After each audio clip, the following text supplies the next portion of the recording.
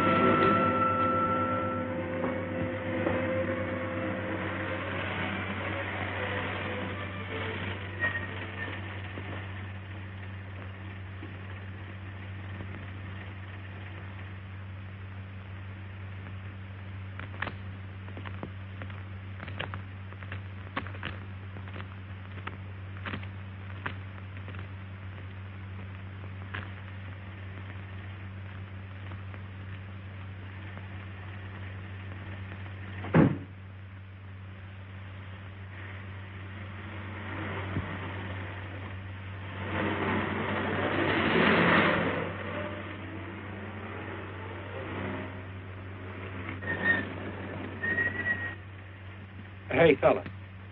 Come here. What were you doing back at that radio shop? Just looking. I was on my way home. Live around here? Yeah, a couple blocks down. Let me see some identification. Sure. Yeah, I guess I forgot my wallet. Look, lad, I've got to see some identification. How about my Army discharge? I got it right here.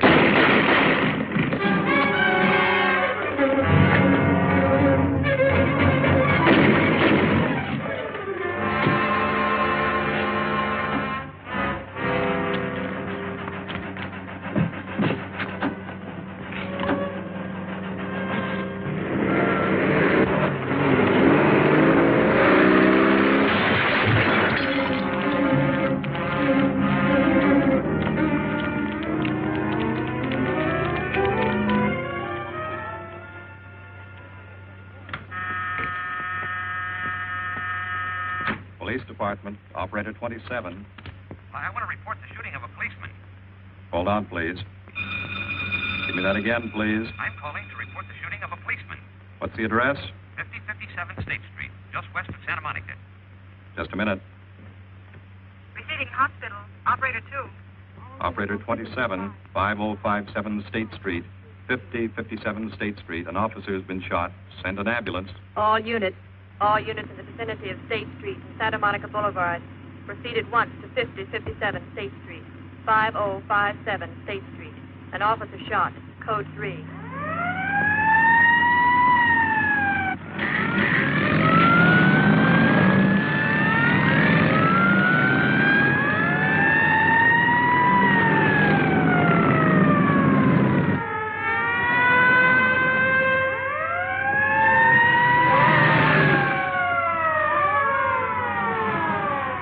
To Control 1.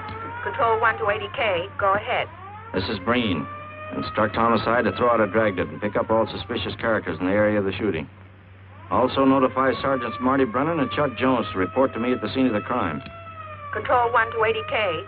Roger.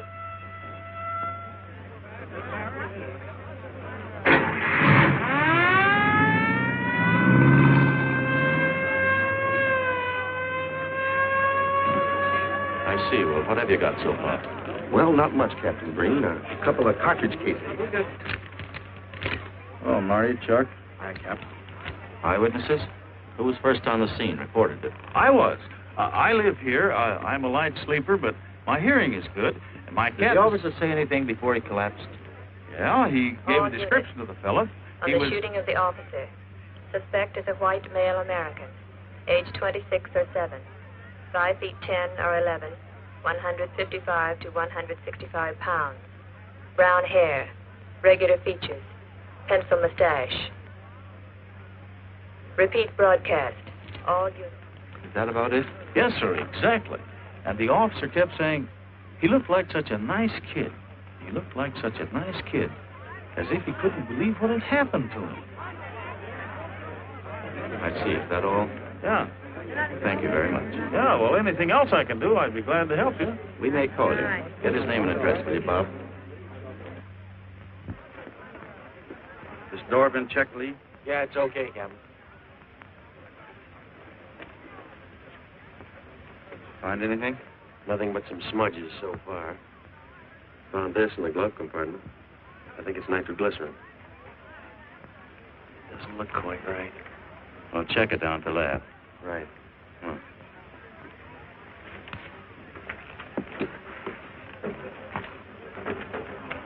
Open this up, Joe. No key, Captain. Let's try it open. Give me that bar, Frank.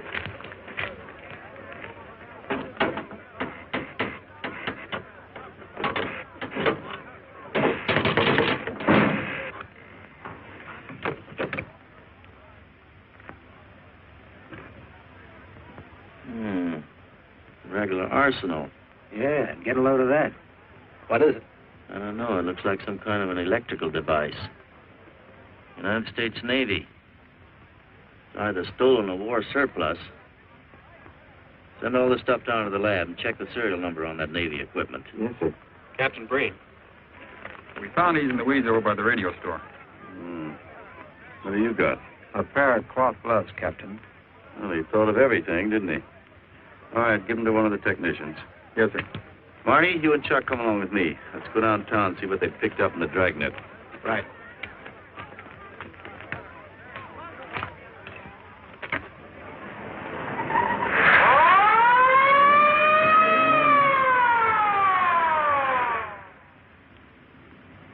You know him, Marty? Yeah. I know his wife, too. Ever since high school. Captain, I wish you'd let Chuck and me handle this case. All right. I don't want any dead heroes. I just want the man who shot Rawlins. The suspects began to arrive at headquarters in droves. The police tossed every motel and hotel and many private homes in a 4-square-mile area around the scene of the shooting. Every available radio car and patrolman and detective was out on the Dragnet. The strings were being drawn tighter and tighter. Many a man returning from a date or a late party or a poker game surprisingly found himself in a squad car, its siren screaming as it brought him to the detective bureau. The Dragnet gathered in some strange fish, and many ordinary ones. All the rest of that night, the detectives probed, needled, questioned, quizzed. Everything was checked. Fingerprints, names, addresses, stories. Every fish in the net was examined. Most of them thrown back into the sea, not worth keeping. Except a few parole violators and slightly shady characters whose stories needed a lot of verifying. I wasn't prowling no cars. Just taking a walk, you know, getting in condition. You were running when the radio car picked you up. Yeah? Maybe that's why the guys call me Punchy. He's got a point there. 2 felony convictions, no warrant, no warrant. He's on parole. Book him, violation of parole. Let's have the next one, Joe. What were you doing in that vacant lot? The vacant lot. Lot? What were you doing in it at that time of night? Niệm của mình cũng cho lo ngồi ấy siêu nổi là ngồi ấy 30 年没有依赖过我生存嘅我全家有我做老豆嘅生意。 You say your name is Ralph Henderson. So what? Well, you know, it's a funny thing, Ralph. There's a guy around this town that's been wearing your fingerprints. Only his name is Pete Hannon. Okay. So I'm dead. So what's one more confession in my life? Now you're talking, Hammond. Okay, Andy. Oh, Harry. What have we got here? Oh, some robbery suspects. Candidates for San Quentin. Handsome here is the big shot. He runs the outfit. Have a gander at his record. Car theft, escape from reform school, robbery, assault with a deadly weapon. Not bad. Look at the heater we found on him. German Luger, fully loaded. Redhead here tried to carve up one of the arresting officers with this pretty toy. Nice boys. By dawn, many minor wrongdoings had been uncovered, and a few incipient felonies. The checking of the suspects had been thorough, painstaking, and tedious. But all the work was for nothing. The man who had shot Officer Rollins was not among them. He remained no more than a description, a shadow of a man, mysterious, elusive, deadly, hidden away somewhere in the vast city. As for Rollins himself, he couldn't help. He was in a coma at receiving hospital. Mrs. Rollins waited out the long, tense hours while her husband fought to live. Many another officer's wife had so waited. Many another will. The word came shortly after sunup.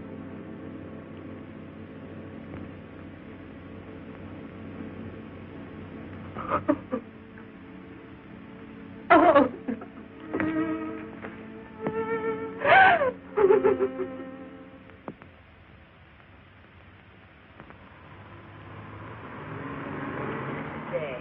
A white male American, 26 or 7, 5 feet 10 or 11, 155 to 165 pounds, brown hair, regular features, pencil mustache. This was no frightened fugitive. What went on in his mind? Why had he set his hand against his fellow men, taken the life of another, of a stranger, of a man who was merely doing his duty? He must have some plan, some goal that called for sudden death to anyone who got in his way.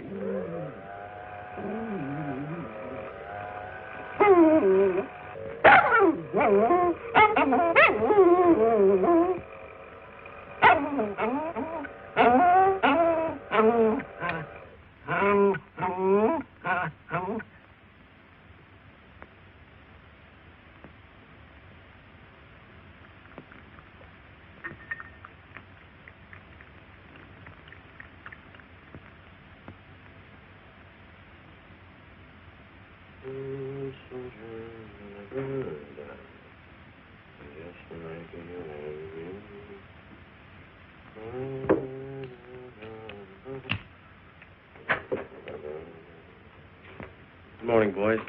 Morning, Lee. Hi, Professor. Well, I thought this was safe cracker soup. You gonna drink it, I hope? I'm really a nice guy. Stick around. I'll prove it. Come over here.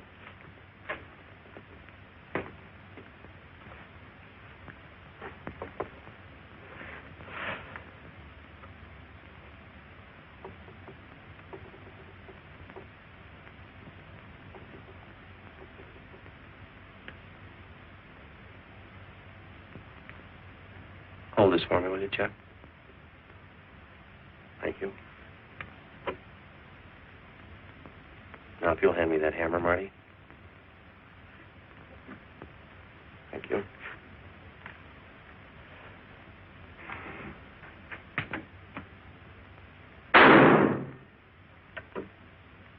Yeah. Nitroglycerin. I didn't ask for a collection of fingers, just fingerprints. All those nice fingerprints on the car belong to the man it was stolen from, Cap. Nothing on the guns or picklocks? Not even an interesting smudge. The gloves? Common type, worn by undertakers. I'll check on them. They won't show anything. What did your scientific test show? A couple of little things. Tool identification on these picklocks. I got one under the scope. You want to take a look? Yeah.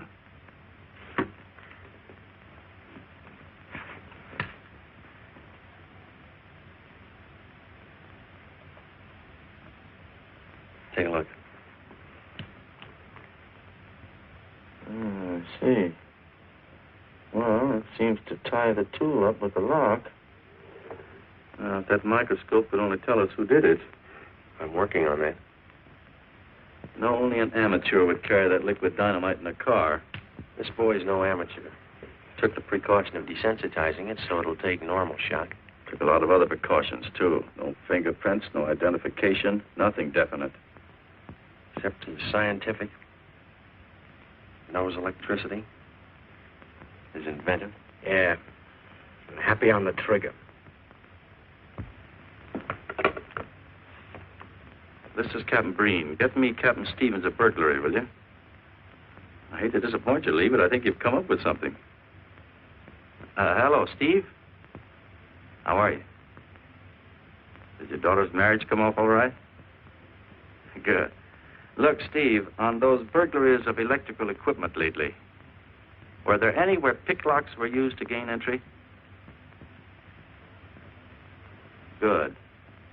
Well, let me know if there's another report of one, will you? I've got an idea the Rawlins killer may be tied in with those. Fine. And give my regards to the newlyweds, too. So long, Steve. Well, what are you waiting for? You've got a job, haven't you? Get going. Yeah, let's go, Junior. Hold this for me, will you, Lee? Thanks. And so, with no fingerprints and only a vague description to go by, Sergeant Brennan turned to the modus operandi file. A criminal, like any human being, has his own habit patterns, unconscious traits that can lead to his downfall.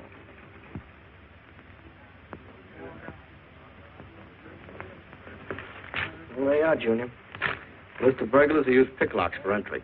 Oh, great. This narrows it down to just a couple of hundred suspects in this area. Give me a match, will you?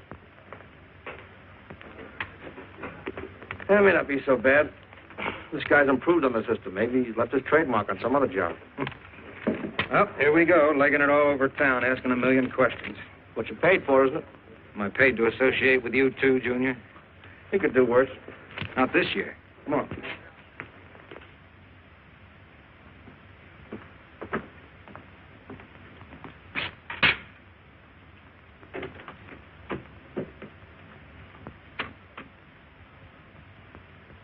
Car 12, car 12, in the 10,000 block on Mississippi.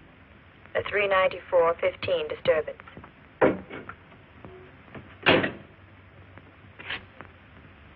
Car 80K, code 1.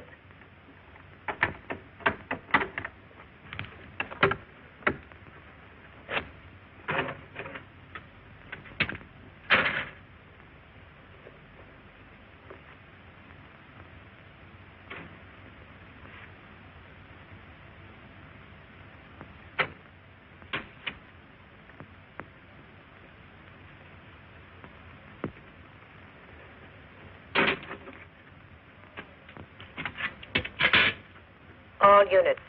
On the broadcast of the suspect arrested in the shooting of Patrolman Rawlins. Cancel the cancellation. Suspect released from custody.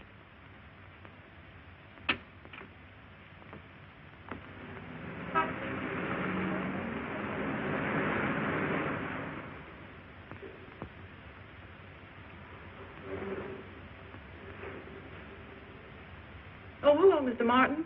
You find Mr. Reeves in the machine shop.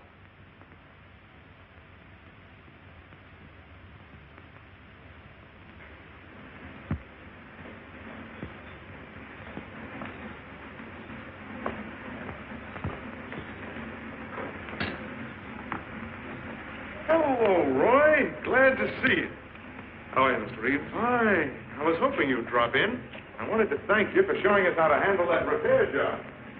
Helped a lot.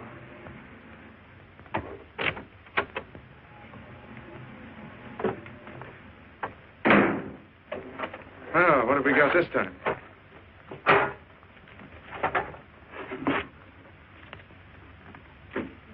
Sewer grab.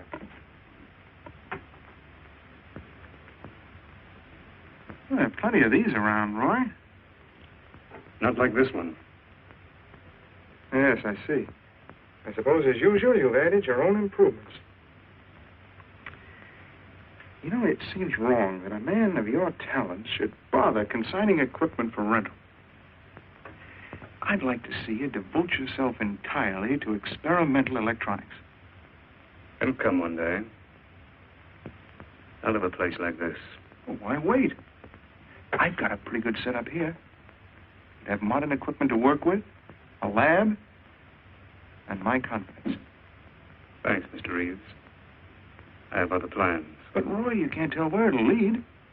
Might even work your way around to a percentage of the business. I like it this way. You just rent out my equipment.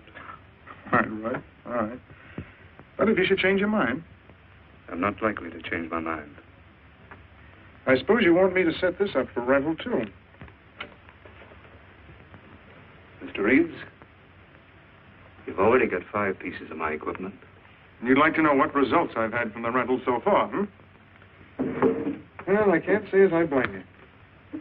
I think you'll find this satisfactory. Satisfactory.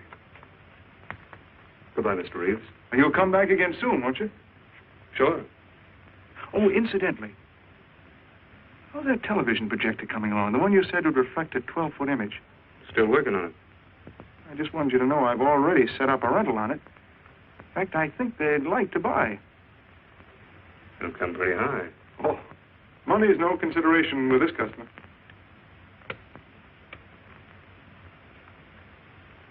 Tell him he can pick it up tomorrow. I thought you said it wasn't finished yet. It'll be finished.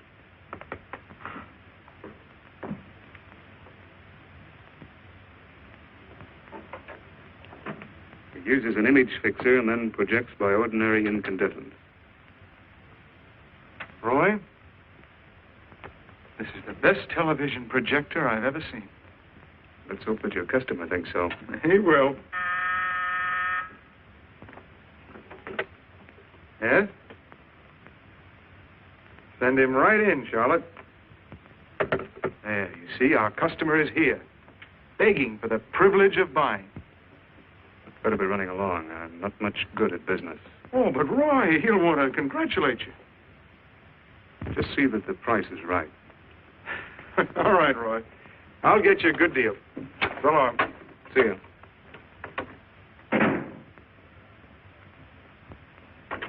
Well, Mr. Dunning, come in. Isn't it a beauty?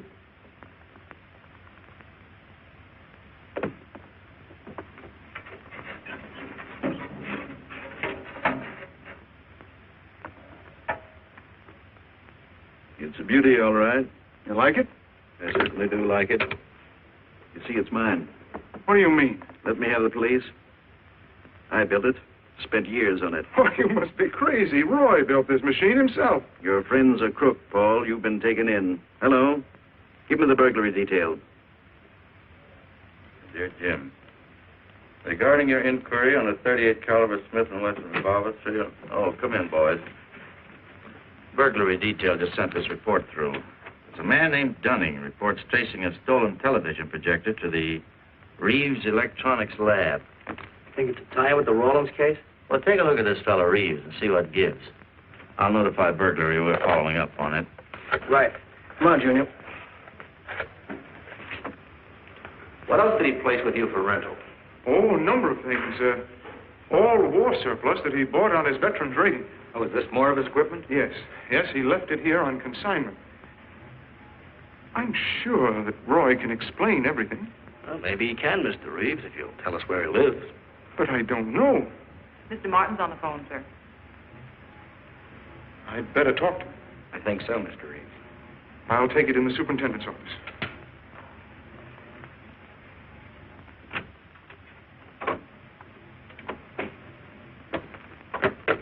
Tell him that you sold the set, and his money's waiting for him here. Find out what time he's coming by.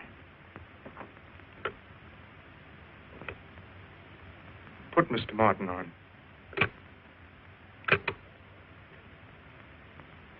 Hello, Roy? Yes, I've sold it. Your money is waiting here for you. Yes, I'll be working late tonight. What time will you be by? First thing in the morning. Well, maybe you better come in tonight, Roy. A couple of things I want cleared up.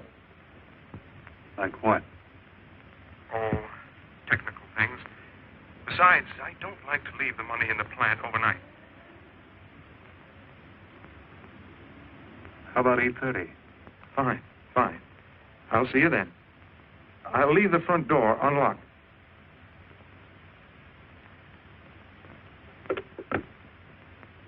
You'll be here at 8:30.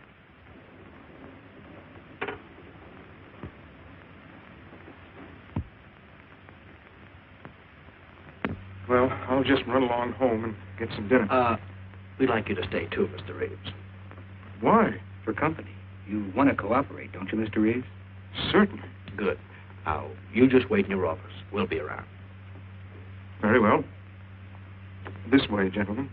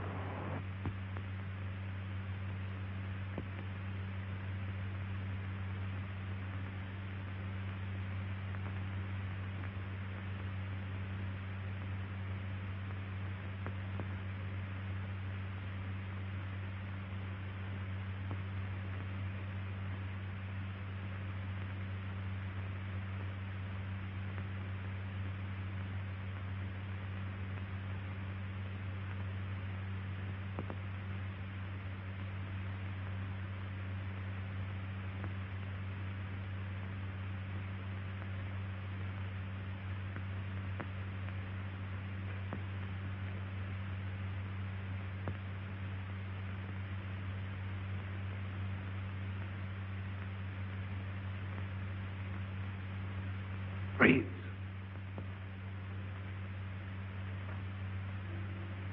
That you, Roy? Go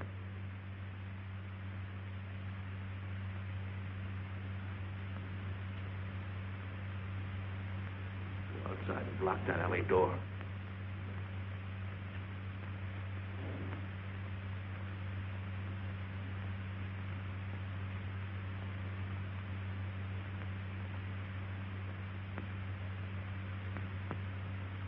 Where are you, Roy?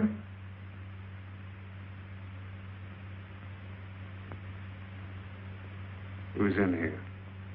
No one. I'm alone.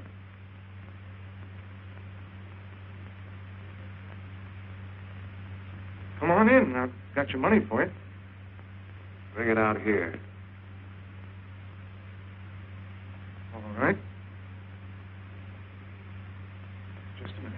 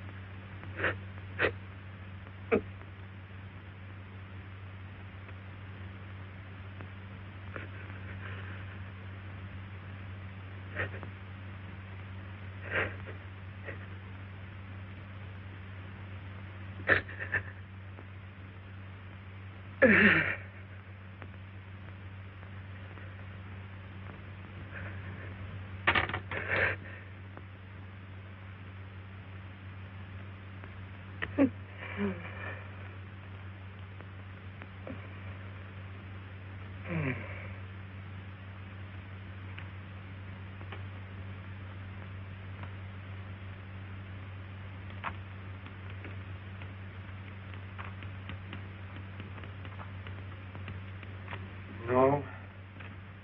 None of them even looks like Roy Martin. He had such a fine face. Didn't keep you from carrying a gun. Or didn't you know that? No, I didn't. I told you all I know, all he ever told me. What about his friends? Didn't he have a girl? No, I don't think so. He had no interest in anything but electronics. Where did he pick up the subject? Books, magazines. Mostly from the Signal Corps. He was attached to a radar unit. Get a teletype off to the War Department. That might help. Yes? Ready on your call to receiving hospital, Captain Breen. Hello, this is Captain Breen. What is the latest report on Sergeant Jones?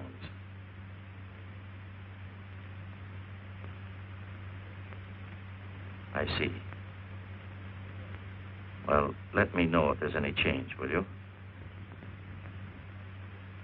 Thanks. Chuck's in pretty bad shape, Marty. He's paralyzed. May never walk again.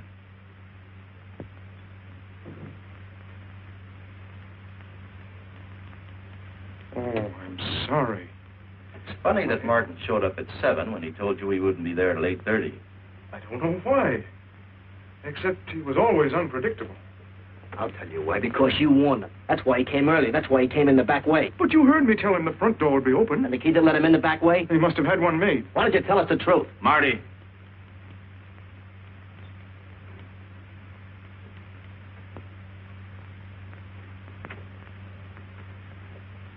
Now, look, Paul. You can make it a lot easier for us to believe your story if you'll just give us some facts. Something that might help us. I've told you all I know. I've been gullible, all right, letting him make a fool of me.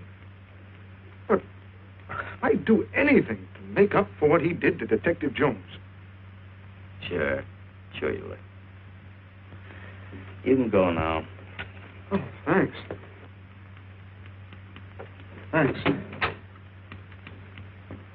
My friend, they can vouch for my character. That's good. We'll call you if we need you. Thank you very much.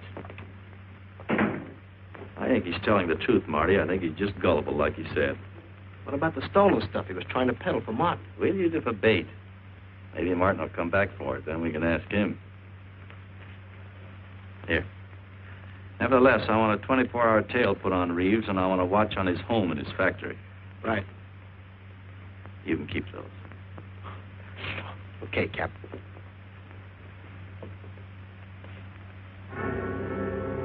And now the killer changed his tactics, his modus operandi.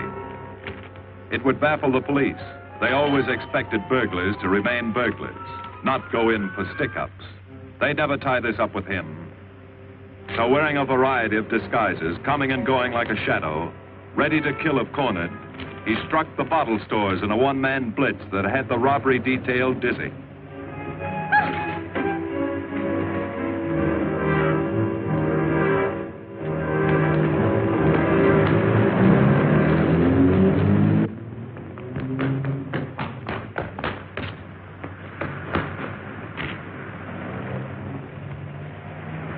The killer, always resourceful, always thinking along lines that would baffle his hunters, had discovered an ideal avenue of escape. Under Los Angeles is a vast and intricate system of huge storm drains built to siphon off the flash floods of the rainy season. Many of the tunnels are large enough for 2 cars to drive abreast. Here were 700 miles of hidden highways. Ideal for the use of someone who needed to hurry from place to place without being seen. Ideal as a hiding place for guns and supplies in case of emergency. What is it, Lee? Well, the reason I asked you to come over is I think I've hit on something. An identification? No, not quite, but a tie-up. Now, these are the shells from the gun that killed Rawlins. These were fired in the liquor store holdup in which the bandit got away. And these were fired at Chuck. Now, as you know, every ejector, even in guns of the same model and caliber, is different. Each one leaves its own markings on the cartridge casing. Now, look at these fine striations. This deep gouge. The same on all three. In other words, the man who killed Rawlins and the man who shot at Jones and Brennan, the stick-up who's blitzing the liquor stores are all the same man. Right. All we need to know is what that man looks like. Get me Chandler and robbery, will you? I've got an idea about that. Also, it'll give us a chance to see if Reeves is on the level with us. Steve, Breen, about those blitz holdups you're on. Round up all the victims and have them down here tonight, will you? Oh, it's just a little scheme. Thanks, Steve. That's good. Now I'll sketch another one of the same type, only this time thin it out a little, huh? All right. Hi, Lee. How's it coming? You ready for tonight? We'll be ready. Think it'll work? It should.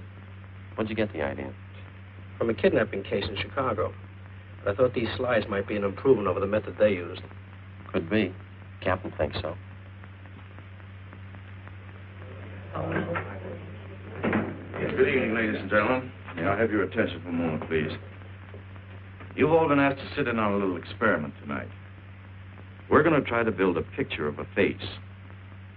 A face of a man who's cunning, resourceful, and deadly. He's a man who killed a police officer.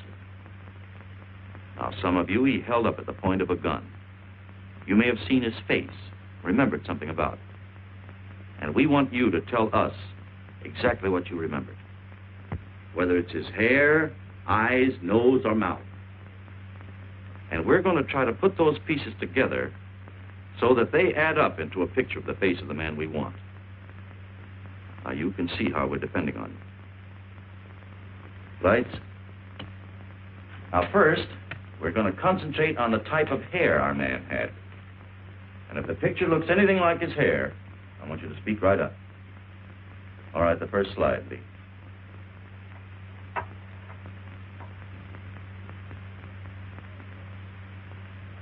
His hair had waves in it, well groomed. That's the idea, Miss Smith.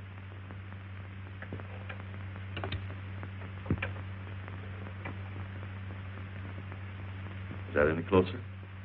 No, it was parted on the side.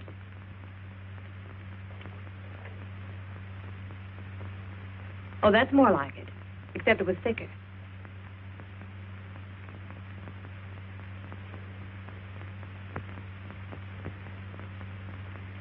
Oh, that's very close. Yes, that's the way his forehead looked. It was broad and high. All right, hold that slide. On the next series of slides, we'll take into account his eyes.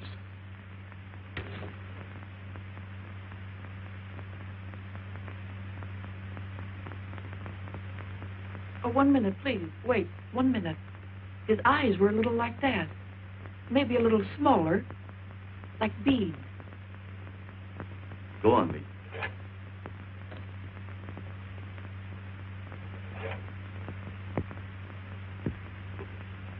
Now you've got it.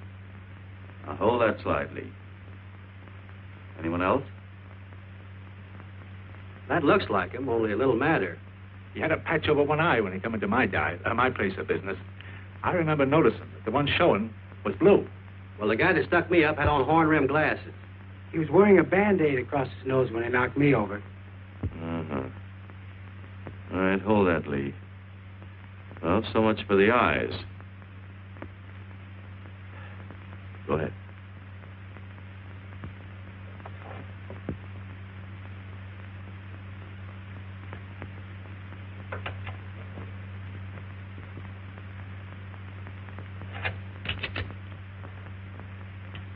Señor Capitán.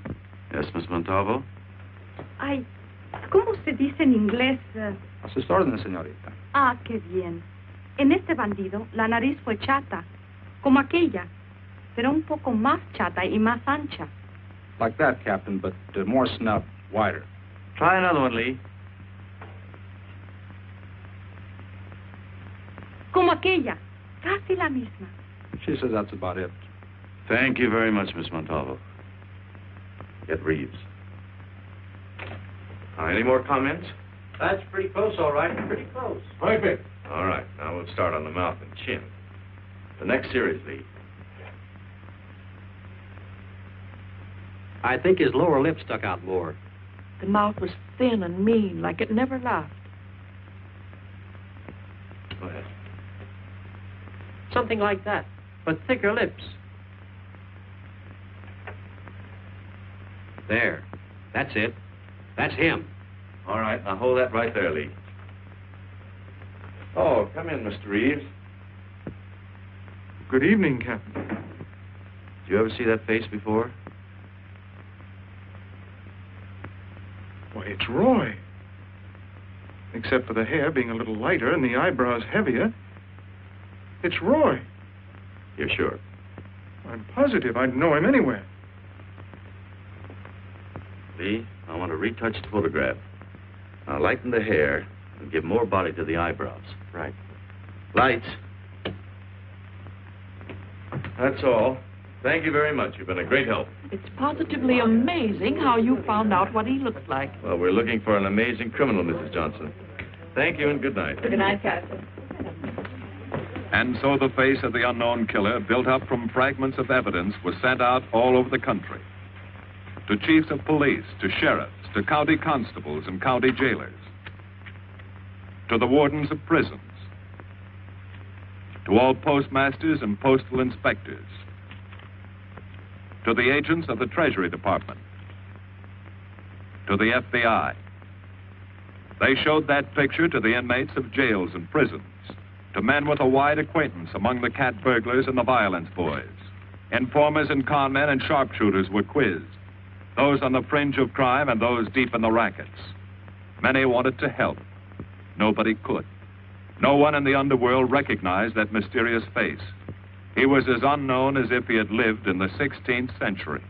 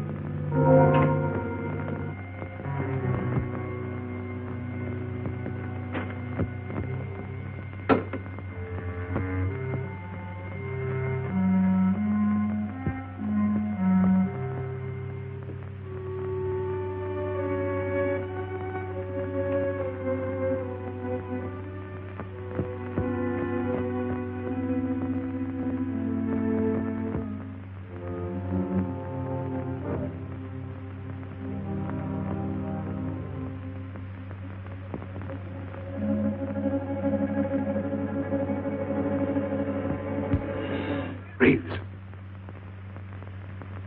Roy. Listen carefully, Reeves. Control yourself. I know you're alone in the house. Act like you're alone. Cops are watching every move you make. Police here? I got you staked out like a muskrat hide, watching you around the clock. Here at your plant, tailing your car. Sit in that chair. We got 3 books.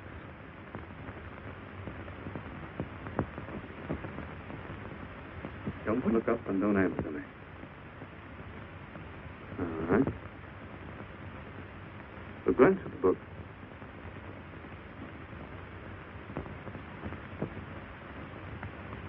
Pick one of them.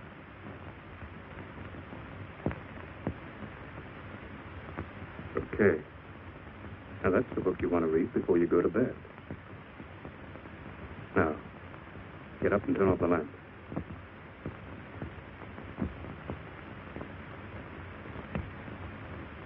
Come here. Come here.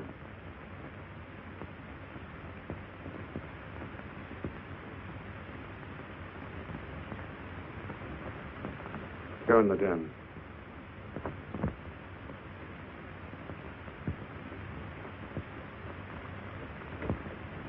Follow the straight stack.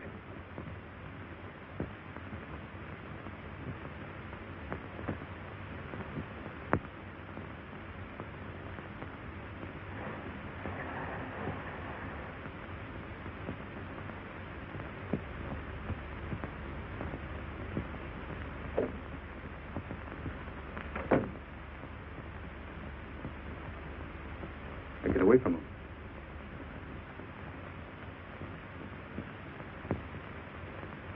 What do the cops know about me? Not very much, Roy. No fingerprints. They haven't even got a picture of you. They're trying to make one.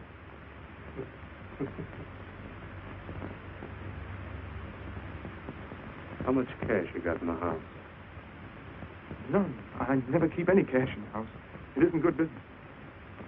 Suppose you think it was good business letting me walk into that trap. No, I know. Don't do anything you'll regret. Now listen to me. It isn't too late. Give yourself up. Come to your senses before you kill someone else.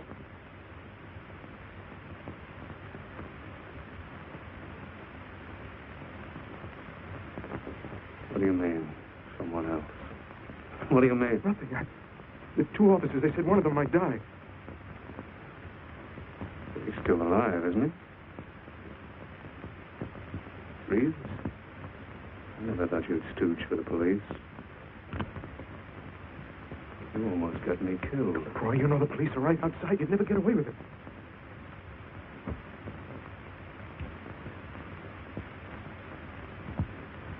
That's right.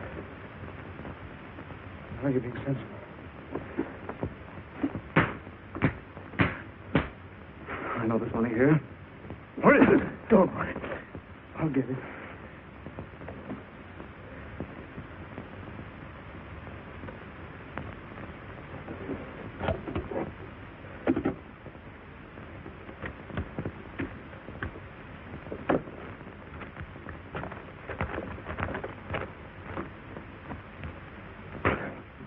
Not enough.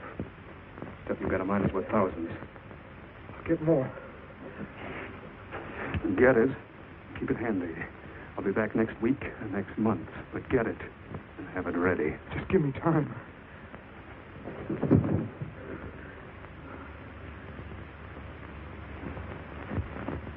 Oh!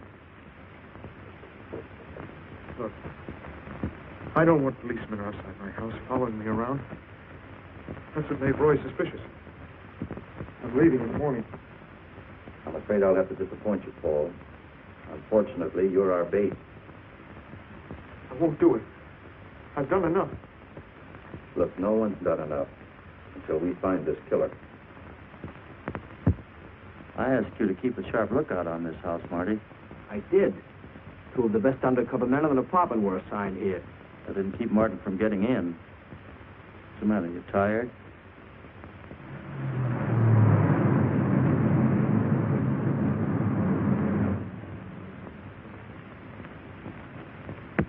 You got any idea how long you've been on this case, Marty? Months. Long enough to have come up with something by this time. You know any more about the Rawlins killer than you knew the first week? Yeah. He's about the toughest nut I've ever had to crack. That's what I told the chief when he called me in this afternoon and wanted to know why the case hadn't been broken. Look, Captain. Rawlins was a friend of mine. So's Chuck. I've got a bigger stake in this than the chief knows. I'm doing everything I can. I'm afraid afraid it's not enough, Marty. Maybe you're too close to it to see it clearly. Maybe it needs a fresh team, a new viewpoint. I think you better take a couple of weeks off, Marty. Starting tomorrow.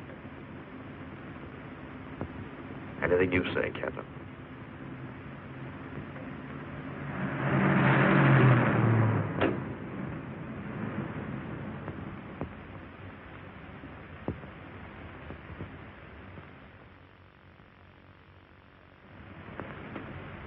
Hiya, Marty.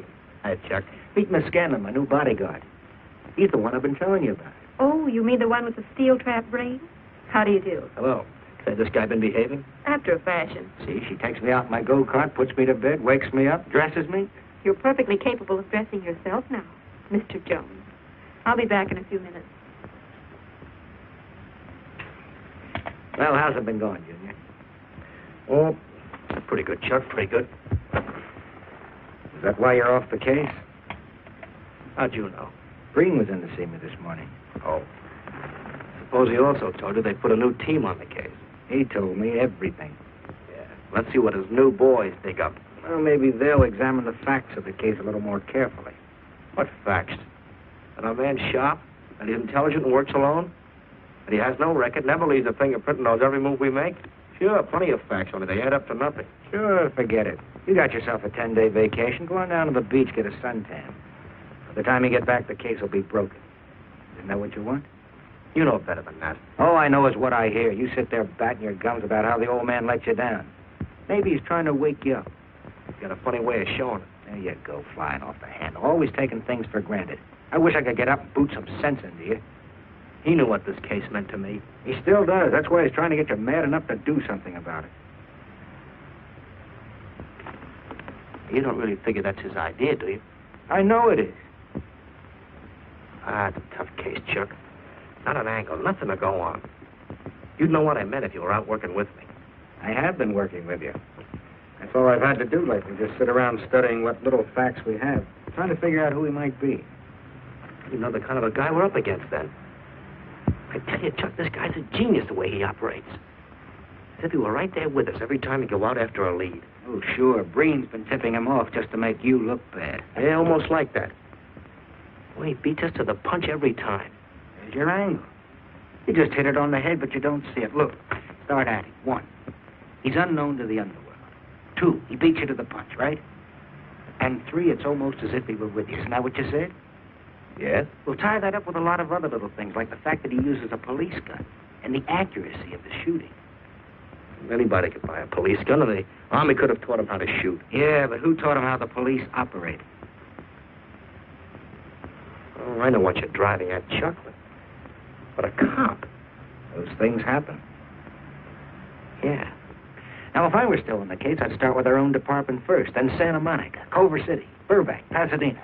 See you later, Junior. Hey, don't let him out of your sight, beautiful. It's the first time in years he's used his head.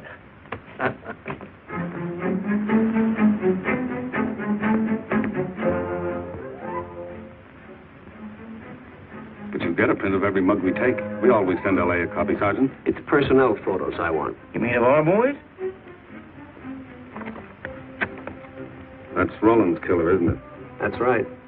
You've checked your own department. We did that first.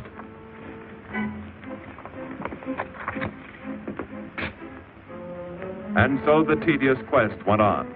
Sergeant Brennan wore out his shoes and his patience, going from police station to police station, checking photos until his eyes were blurry. For police work is not all glamour and excitement and glory. There are days and days of routine, of tedious probing, of tireless searching, fruitless days, days when nothing goes right, when it seems as if no one could ever think his way through the maze of baffling trails a criminal leaves. But the answer to that is persistence, and the hope that sooner or later something will turn up, some tiny lead that can grow into a warm trail and point to the cracking of a tough case.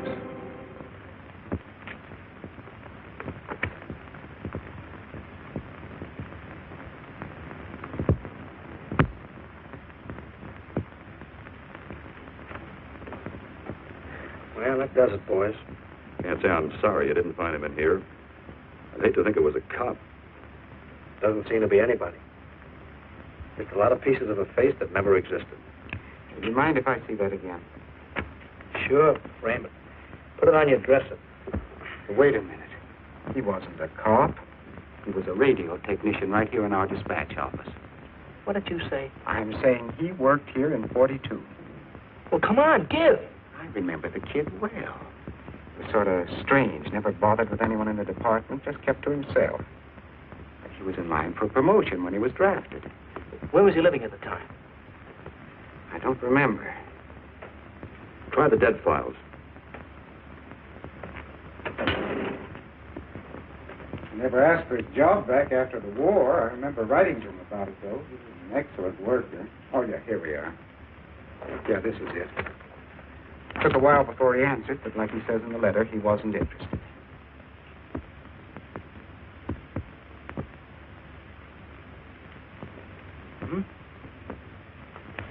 Postmarked Hollywood.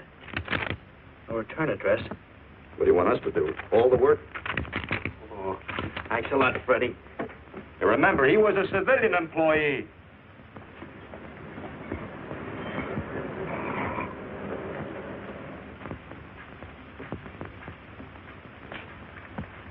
Well, how about it? Anybody recognize him? Not on my route. I never saw him before.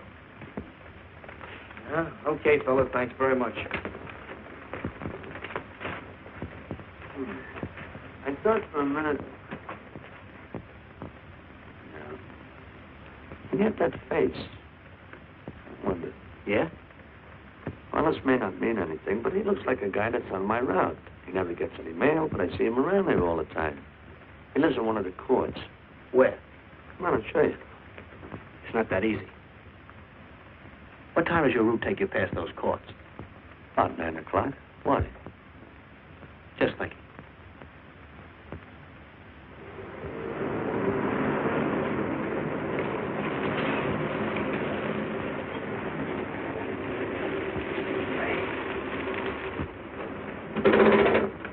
You got any chocolate milk? Sure have, buddy. Yeah. Thanks. What's your pocket? Straight on back. Second in the yell. Number 7. Right. Kind of warm today, huh? Oh, it's not too bad for this time of the year.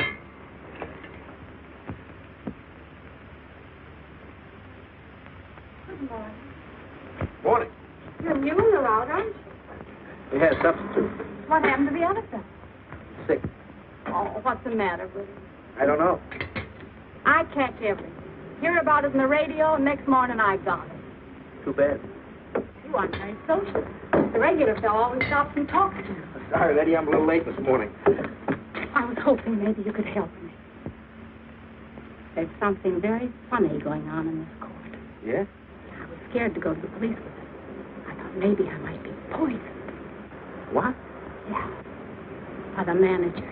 She's a witch. He's a what? A witch. She puts poison in my milk. Oh, I see. Look. You switch the bottles when she isn't looking, see? Drink our milk. Then you'll be safe, right?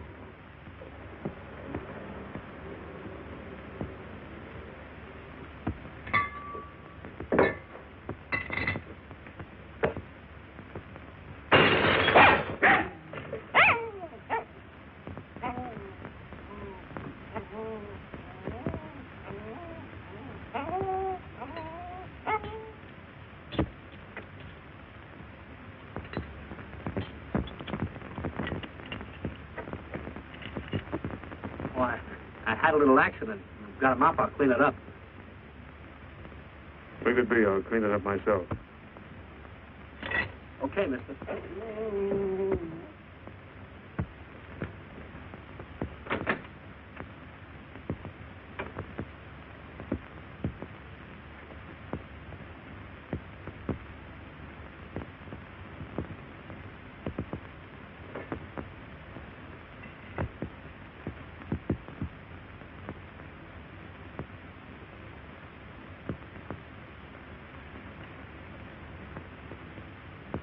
place is called Bellevue Court. I drew this from memory, but it's pretty close. That's where he's hiding out, right there. You sure he's our man, Marty? Captain, I couldn't go wrong on that face. He's our man.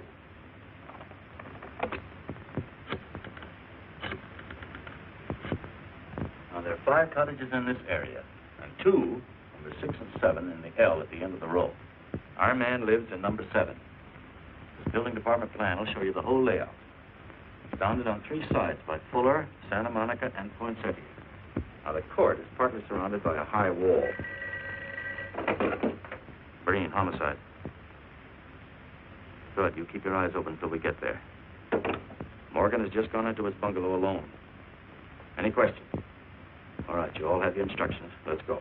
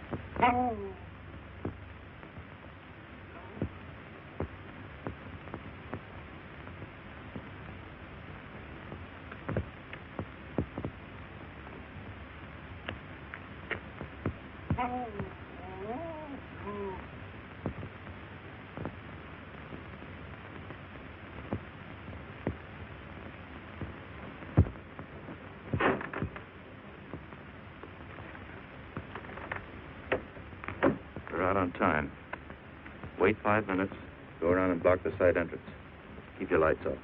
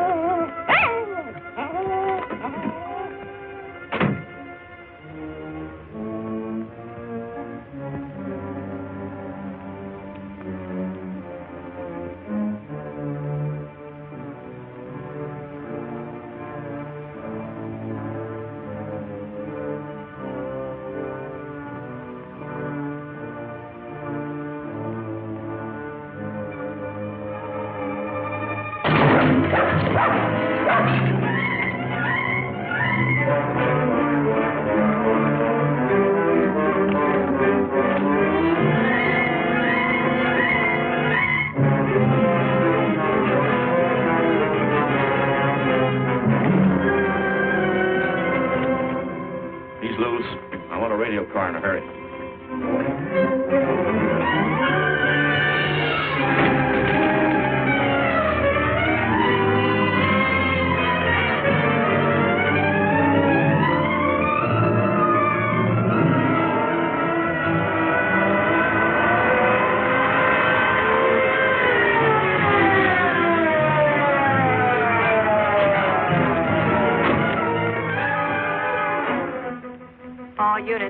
All units in the vicinity of Santa Monica and Fuller.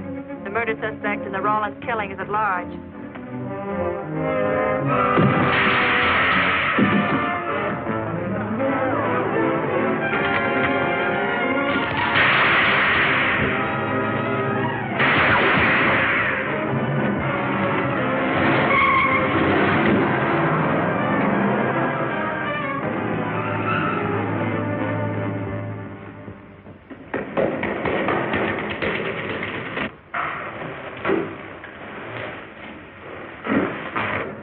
A map covering the storm drain system in this area. Get it? Meet me at Venice and Garfield. Jones, Miller, you stay here in case he comes up for air. I want a man at every other drain entrance along this line. Got to come up somewhere. Come on, Marty. You're driving.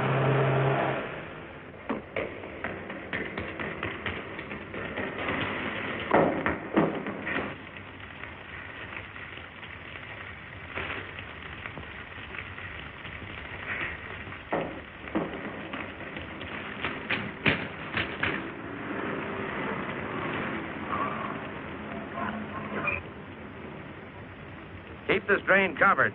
It's liable to pop out anywhere.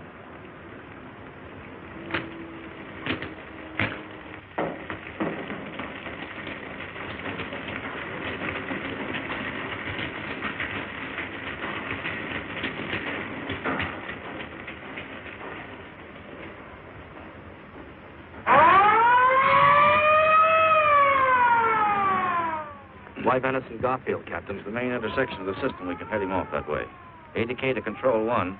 Clear frequency 7. This is an emergency. Control 1 to all cars on frequency 7. Stand by. Control 1 to ADK. Go ahead. Notify homicide. Send the following to Venice and Garfield. 4 squads, battle lanterns, gas mask, tear gas. Urgent.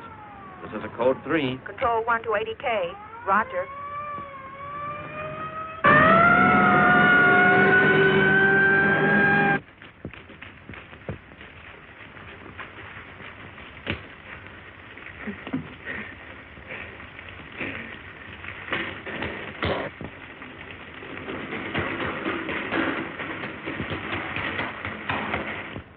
Probably head down this main drain to where it comes out at the Rio Hondo. Now, you take your squad and cover that exit. Right. Keep all spare radio cars cruising back and forth along this main street. Watch the curb inlet. We'll go in here.